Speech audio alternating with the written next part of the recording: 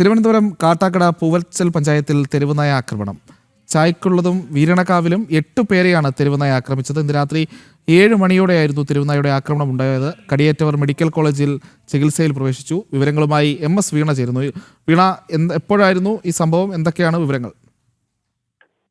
പ്രജിത്ത്, തിരുവനന്തപുരം കാട്ടാക്കട പൂവച്ചൽ പഞ്ചായത്തിലാണ് തെരുവുനായ്ക്കളുടെ ആക്രമണം ഉണ്ടായത്. 8 പേർക്കാണ് പരിക്കേറ്റത്. ഇന്ന് വൈകിട്ട് 4 മണി മുതൽ തുടങ്ങിയ തെരുവുനായകളുടെ ആക്രമണം രാത്രി 7 മണി വരെ തുടർന്നു എന്നുള്ളതാണ് ഏറ്റവും പ്രധാനപ്പെട്ട കാര്യം.